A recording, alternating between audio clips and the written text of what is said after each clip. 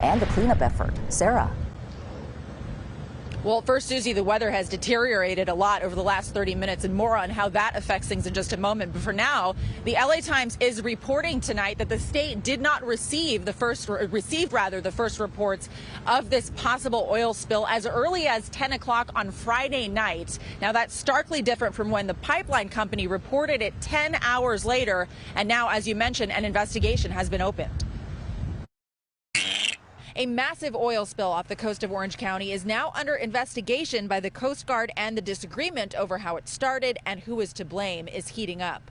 At this point, it is a criminal investigation. The CEO of Amplify Energy says a ship may have dragged its anchor over one of its pipelines, sending tens of thousands of gallons of oil spewing into the ocean a few miles off the coast of Huntington Beach. That is one of the distinct possibilities, yes. But other local officials say they aren't ready to make that conclusion, while the Coast Guard, the Department of Transportation, and the company itself try to figure out what happened. Some local officials, including Orange County DA Todd Spitzer, have been emphatic that Amplify stay out of the investigation. They shouldn't be able to go anywhere near that pipeline.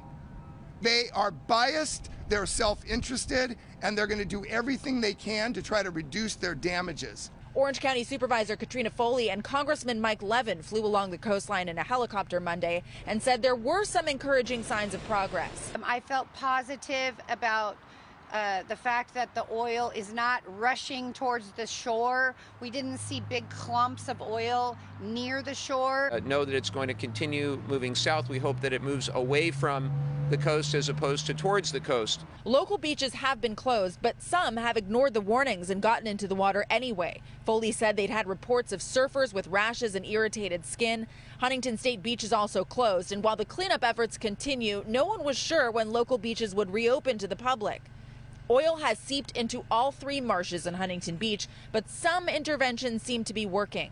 What they also did is boomed off all of the bridges that feed saltwater into our other two marshes, so it minimized the amount of oil that went into the other marshes. And a glimmer of positive news, the California Department of Fish and Wildlife and other local wildlife groups say that so far the impacts have not been as devastating as they anticipated.